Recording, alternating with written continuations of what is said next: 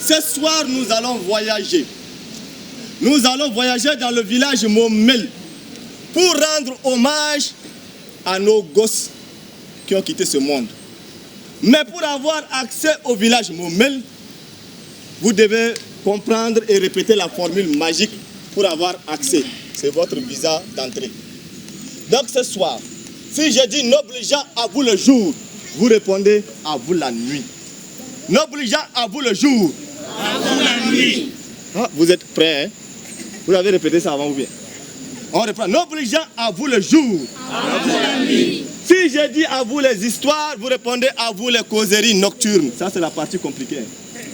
Parce qu'il y a des gens qui vont manger leur bouche ici. À vous les histoires. À vous les causeries nocturnes. Vous êtes toujours prêts, hein? Oui. Bon, on va faire le tour ensemble. Noble gens, à vous le jour. À vous la nuit. À vous les histoires. À vous les causeries nocturnes. Et c'est comme ça que nous allons partir dans le village Momel. Dans le village Momel vivait un chef. Ce chef s'appelait Ngarbassa, qui signifie beau chef. Ngarbassa, le beau chef, avait deux femmes, Ranodi et Dumkel.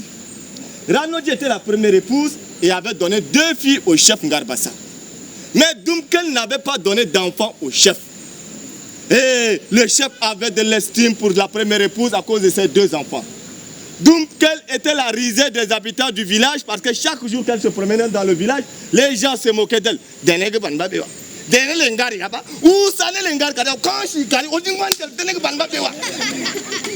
Les gens, du matin au soir, Dumkel écoutait seulement les injures des habitants du village.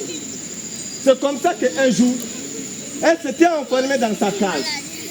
Elle a commencé par prier pour demander à Dieu de lui donner aussi un enfant afin d'avoir aussi l'estime de chef Ngarbassa et l'estime du village. Dieu qui est bon, qui est juste, Dieu avait écouté les prières de Dumkel. Car une nuit cependant, quand elle était passée dans la case du chef Ngarbassa, les mois qui ont suivi, elle avait commencé par sentir les signes de la grossesse. Elle était enceinte. Elle était contente. Et au fur et à mesure que les mois augmentaient, son ventre aussi augmentait. Et elle promenait sa grossesse dans tout le village pour montrer aux habitants qu'elle aussi, elle pouvait donner des enfants au chef. Les lunes étaient passées. Une grossesse normale dure combien de temps? 9 mois. 9 mois, bien sûr. Mais la grossesse de Dumkel avait duré 12 mois. Et là, les habitants ont encore repris. Hein?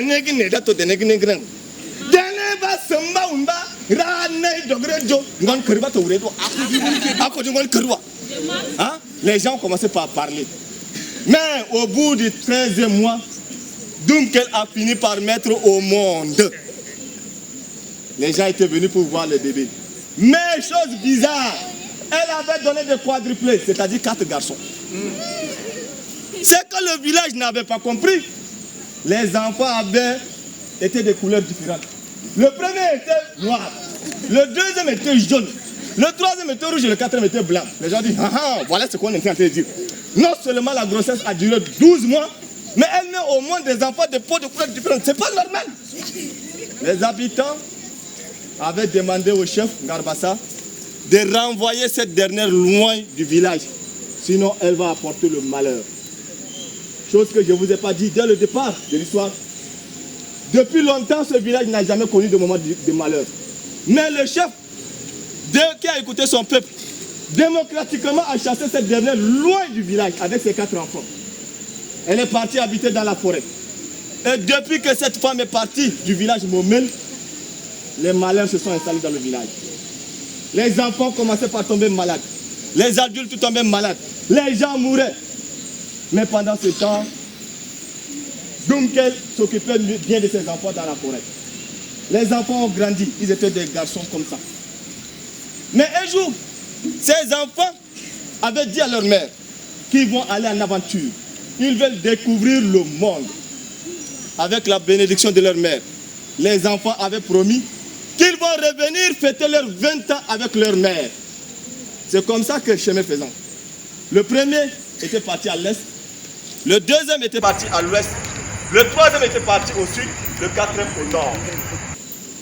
leur mère, qui avait l'espoir, continuait par vivre dans cette forêt. Pendant ce temps, de l'autre côté du village Momel, les malheurs continuaient toujours par frapper les habitants du village. Mais comme les enfants avaient promis à leur mère de revenir à leurs 20 ans, le jour de leur anniversaire était arrivé. Et chaque enfant avait ramené de sa quête un instrument de musique. Celui qui était rentré du nord avait ramené une flûte. Celui qui était parti à l'ouest avait ramené la sitar. Celui du sud avait ramené le tam-tam et l'autre avait ramené le balafon. Quand les 4 enfants étaient revenus, ils ont retrouvé leur mère dans cette forêt. Elle était affaiblie par l'âge. Mais les enfants, ensemble, avaient commencé par jouer à leurs instruments. Et cela laissait entendre ce son et cette mélodie. Aïe, aïe, aïe. Voyez, voyez, voyez. Aïe, aïe, aïe. Rone la darano. Ndama jandamno. Aïe, aïe, aïe. Voyez, voyez, voyez. Yaka dasano. Bidila dadanimo. Tudua dadanimo. Ishaya dadanimo. Aïe, aïe, aïe. Voyez, voyez, voyez. La mélodie était bien au point où les arbres morts avaient regardé ce jour-là. Les animaux qui étaient loin s'étaient rapprochés pour écouter et commençaient par savourer la danse. Et les enfants, leur mère qui était affaiblie par l'âge avait retrouvé ses forces et elle était redevenue plus jeune. Et quelque temps, les enfants avaient appris que leur père, qui les a chassés, était gravement malade. Et que le village Momel est en train de vivre une situation difficile. Un jour, les enfants avaient décidé de prendre leur mère, ramasser leurs instruments et de repartir dans le village Momel.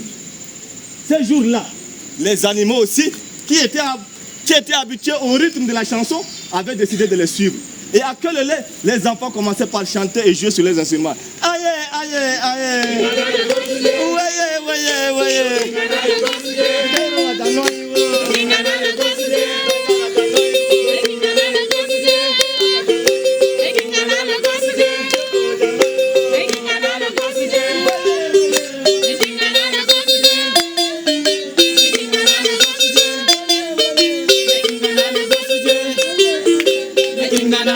Les enfants étaient arrivés dans le village Momel.